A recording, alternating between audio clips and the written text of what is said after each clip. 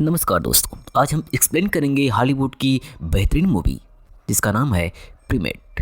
कहानी की शुरुआत बहुत ही डरावनी एक सस्पेंस से होती है, जहां पर डॉक्टर लैम्बर्ट बेन नाम के चिंपैंजी को दवा देने आता है और यहीं पर हमें चिंपैंजी को कुछ बीमार दिखाया जाता है। इस पर लैम्बर्ट उससे बात करने की कोशिश करता है और उसे दवा देने की जैसे ही तैयारी करता है तभी पीछे मुड़कर देखता है वह चिंपैंजी वहाँ पर गायब होता है। और अब वो डॉक्टर उसे उसके केज से जैसे ही बहला फुसला कर बाहर लाता है और इंजेक्शन देने की कोशिश करता है, लेकिन शायद उसे पता नहीं होता वह मौत को बुला रहा होता है।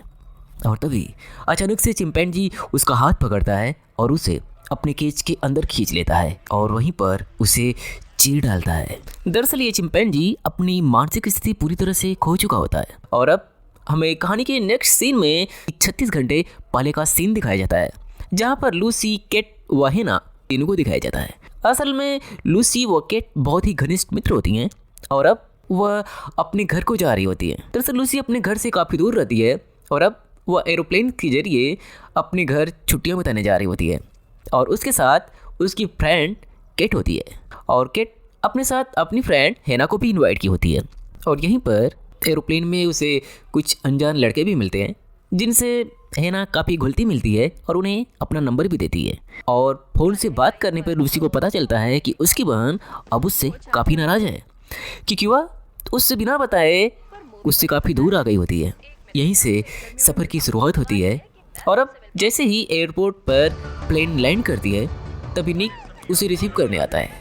दरअसल निक लूसी के बचपन का दोस्त होता है जिसे हेना देखते ही पहली नज़र में पसंद करने लगती है। और अब यहाँ से सफ़र की शुरुआत होती है। दरअसल लूसी का घर एक सुनसान पहाड़ी पर जंगलों के बीच में एक द्वीप पर बना होता है और यह बहुत ही खूबसूरत घर होता है और हेना को भी उसका यह घर बहुत पसंद आता है। और वहीं पर अब हमें लूसी के पिता को दिखाया जाता है जो कि एक राइटर होते हैं।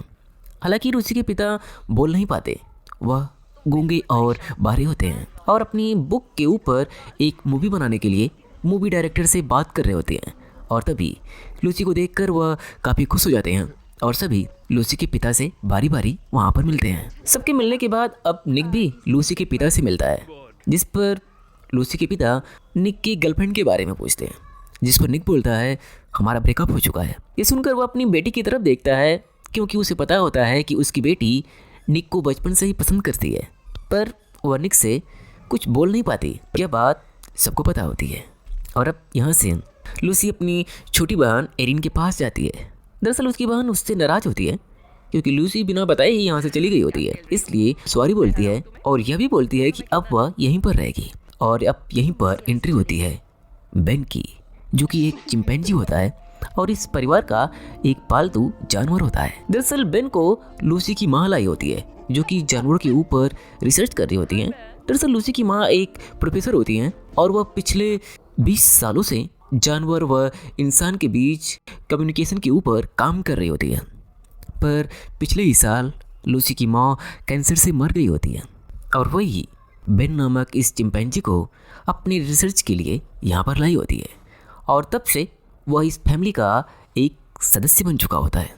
और अब फाइनली बेन नामक इस चिंपैंजी से एक एक करके केट, हेना और लूसी मिलते हैं। हालांकि हेना इस चिंपैंजी को देखकर चिल्लाने लगती है और कहती है आखिर अपनी फैमिली में इस तरह से चिंपैंजी कौन पालता है, पर बेन से मिलने के बाद काफ़ी खुश होती है। और अब जैसे ही रात होती है तभी हेना स्विमिंग पूल के पास जाकर बैठ जाती है। दरअसल उसे यह स्विमिंग पूल काफ़ी अच्छा लगता है, जो कि एक पहाड़ी के ऊपर बहुत ही खूबसूरत तरीके से बनाया गया होता है। और जैसे ही वह अपने पीछे देखती है तभी उसे चिंपैंजी दिखता है जो उसके पीछे बैठकर गुर्रा रहा होता है और अपनी तस्वीर पानी में देखकर अपने मुख से पानी निकाल रहा होता है और उसके पूरे चेहरे से पसीने टपक रहे होते हैं। और यह देखकर वह घबरा जाती है, उसे लगता है जैसे बेन के साथ कुछ तो गड़बड़ है। और तभी देखते ही देखते वह उसके ऊपर हमला करने लगता है, पर वह जोर से चिल्लाती है। तभी लूसी के पिता वहाँ पर आकर उसे बचा लेते हैं और यह कहकर उसे कमरे में भेज देते हैं कि यह अजनबियों से शायद डर जाता है, इसीलिए कभी कभी थोड़ा एग्रेसिव हो जाता है। पर लूसी के डैड भी अपने पालतू जानवर के इस बिहेवियर से काफ़ी दुखी होते हैं और उसे उसके केज में ले जाते हैं। लेकिन तभी उसके डैड की नज़र केज में एक मृत जानवर के ऊपर पड़ती है जिसे बेन ने ही बड़ी बेरहमी से मार दिया होता है, पर उस जानवर ने भी बेन को एक जगह काट लिया होता है। यह देखकर लूसी के पिता सबसे पहले जानवरों के अपने फैमिली डॉक्टर को फ़ोन करते हैं और उन्हें चिंपैंजी के लिए जल्द से जल्द आने को कहते हैं। कहानी के नेक्स्ट सीन में अब एरिन, लूसी, हेना, केट को एंजॉय करते हुए दिखाया जाता है और वहीं पर हेना व निक की काफ़ी नज़दीकियाँ बढ़ती हैं। हालांकि यह देखकर लूसी को काफ़ी जलस फील होता है क्योंकि लूसी निक को बचपन से पसंद करती है और यह देखकर उससे रहा नहीं जाता। इसलिए अब वह बातों ही बातों में हेना से कहती है, तुम उन लड़कों को फ़ोन क्यों नहीं करती जो तुम्हें सफ़र में नंबर दिए होते हैं। दरअसल वह निक को बताना चाहती है कि वह हर जगह मुंह मारती है। यह सुनकर हेना को भी अच्छा नहीं लगता और वह कहती है, तुम खुद क्यों नहीं फ़ोन कर लेती। जिस पर वह उन लड़कों को कॉल करती है और अपने घर का एड्रेस देकर पार्टी में एंजॉय करने के लिए बुलाती है। पर इस पार्टी में काफ़ी ज़्यादा शराब पीने के कारण लूसी की फ्रेंड केट की हालत काफ़ी ख़राब हो जाती है, जिससे वह उल्टी करने लगती है और यह देखकर लूसी उसे बेडरूम में ले जाकर सुला देती है और उसे सुलाने के बाद वह जैसे ही बालकनी में जाती है तभी देखती है हेना व निक एक दूसरे के साथ रोमांस कर रहे होते हैं और एक दूसरे को किस कर रहे होते हैं। यह देखकर लूसी पूरी तरह टूट जाती है। मूवी की नेक्स्ट सीन में अब हमें पशुओं का डॉक्टर उस चिंपैंजी के पास आता है और उसका केज खोलकर और यहीं पर हमें उस चिंपैंजी की भयावह शक्ल देखने को मिलती है। दरअसल वह चिंपैंजी अब पूरी तरह से पागल हो चुका होता है और गुस्से में भी होता है। लेकिन यहीं पर सीन चेंज हो जाता है और अब केट को दिखाया जाता है जो कि रात के अंधेरे में पानी पीने के लिए ऊपर आती है। तभी वही चिंपैंजी पास आता है।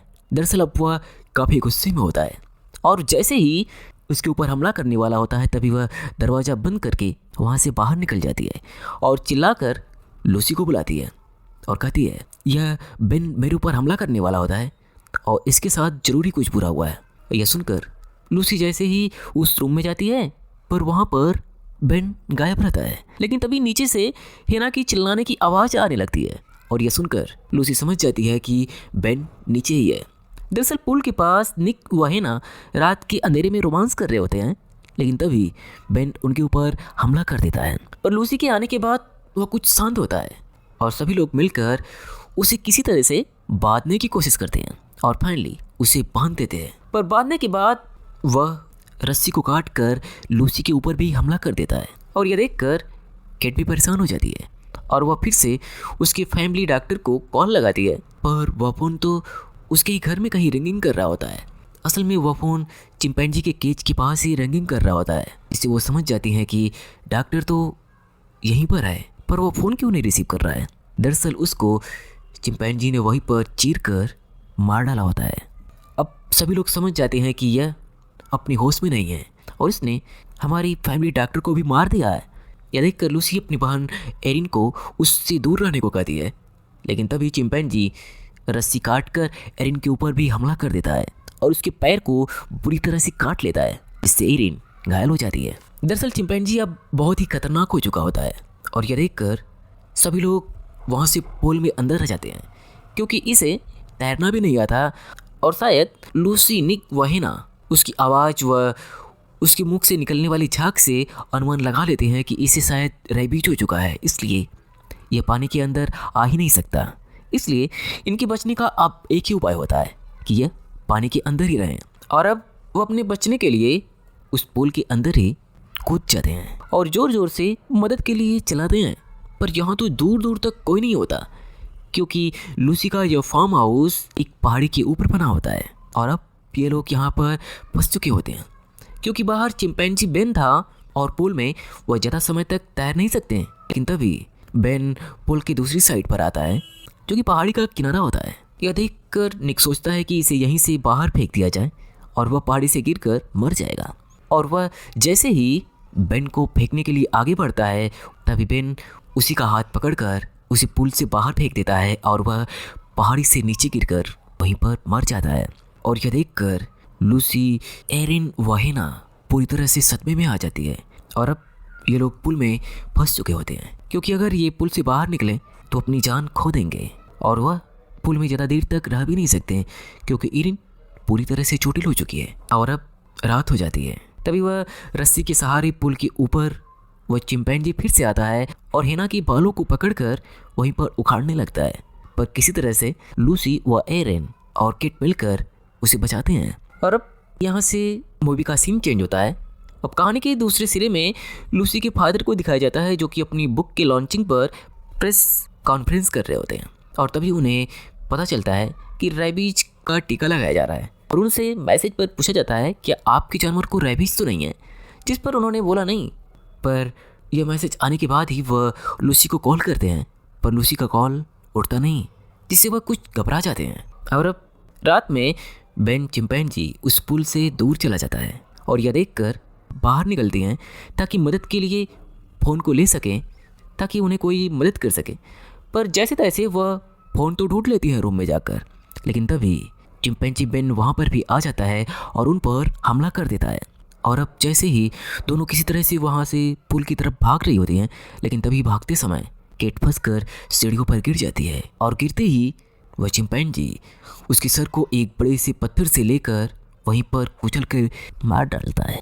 और इस तरह से भागने में लूसी के हाथ से फ़ोन भी गिर जाता है और अब फिर से वो वहीं पर फंस जाती है और अपने सबसे फेवरेट दोस्त को भी वह हमेशा के लिए खो देती है।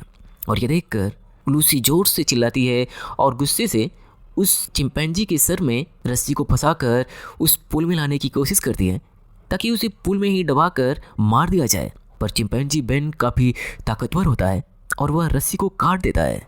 उधर दूसरी तरफ अब लूसी का फ़ोन न उठने के कारण उसके पिता अब जल्दी से उस प्रेस कॉन्फ्रेंस से बाहर निकलते हैं और घर की तरफ चल देते हैं। और वहीं पर दूसरी तरफ अब वो लड़के भी उस जगह पर आ जाते हैं जिन्हें लूसी ने आमंत्रित किया होता है पार्टी के लिए, और वह यहाँ पर आकर काफ़ी खुश होते हैं। दरअसल उन्हें लगता है कि वो लड़कियों के साथ मस्ती करेंगे यहाँ पर असल में उन्हें यहाँ पर मौत खींच कर लाई होती है। और अब वो लड़के जैसे ही बेडरूम में जाते हैं, उन्हें लगता है कि लड़कियाँ शायद उनका बेडरूम में इंतज़ार कर रही होंगी, लेकिन तभी उनका सामना चिंपैंजी से होता है। और वहीं पर बेडरूम में ही बड़ी ही भयावह तरीके से वह चिंपैंजी उसके सर को पकड़कर 2 हिस्सों में चीर डालता है और उसे वहीं पर मार डालता है। पर उसका दूसरा फ्रेंड किसी तरह से लड़कियों को पूल में ढूंढ लेता है और चिल्लाने लगता है, दोस्त लड़कियां मिल गई, यहाँ आओ। पर यह सुनकर लड़कियां उसे चिल्लाने को मना करती हैं और वहीं पर वो बताती हैं कि इस घर में एक पागल चिंपैंजी घूम रहा है। और तभी उसके सामने उसके फ्रेंड का आधा कटा हुआ सर वह फेंक देता है जबड़े के साथ, और यह देखकर वह डर जाता है और वहाँ से डर के भागने लगता है। पर वह चिंपैंजी उसे भी वहीं पर कुचलकर पत्थर से मार डालता है। लेकिन इसी बीच हेना पुल से निकलकर गाड़ी की चाबी लेकर वहाँ से भागने की कोशिश करती है, पर जल्दी जल्दी में वह गलत कार में बैठ जाती है और उस कार की चाबी रास्ते में ही गिर जाती है। और अब वो जैसे ही चाबी लगाती है तभी उसे पता चलता है कि वह गलत कार में बैठी है। और अब वह जैसे ही दूसरी कार में जाने ही वाली होती है तभी उसके सामने वह पागल खूनी चिंपैंजी उसके सामने आ जाता है और उसके हाथ में उस कार की चाबी भी होती है जिस पे हेना बैठी होती है। यह देखकर हेना पूरी तरह से घबरा जाती है और तुरंत पुलिस को कॉल करती है और कहती है मेरी जान बचाइए, पर वो अपनी लोकेशन नहीं भेज पाती। और यहीं पर वह चिंपैंजी उस कार के अंदर आकर हेना को भी बुरी तरह से चीर डालता है और जान से मार देता है। अब इस मेंशन में सिर्फ लूसी और उसकी बहन एरिन बची होती हैं और सभी लोग मर चुके होते हैं। उधर दूसरी तरफ अब लूसी भी अपनी फ्रेंड हेना की मदद के लिए जैसे ही पुल से बाहर आती है तभी वह देखती है हेना तो मर चुकी है और अब वह चिंपैंजी उसके ऊपर भी हमला कर देता है। पर जैसे ही वह उसके ऊपर हमला करता है तभी उसके पिता वहाँ पर आ गए होते हैं, जिससे उस चिंपैंजी का ध्यान भटकता है। पर अगले ही पल वह उसके डैड पर भी हमला कर देता है, जहाँ पर उसके डैड उस चिंपैंजी को शराब की बोतल से जोर से मारते हैं और वही बोतल उसके सीने में धंसा देते हैं, जिससे वह चिंपैंजी वहीं पर बेहोश हो जाता है। पर कुछ ही समय में वह दोबारा होश में आ जाता है और वह दौड़कर दोबारा हमला करने ही वाला होता है कि लूसी उसे देख लेती है और उसे छत से नीचे फेंक देती है। और यहीं पर छत से नीचे गिरकर वह चिंपैंजी फाइनली मर जाता है। और तभी हमें पुलिस आती हुई दिखाई जाती है जो लाशों की जांच करती है और एरिन को अस्पताल भेजती है। और यहीं पर यह कहानी खत्म होती है।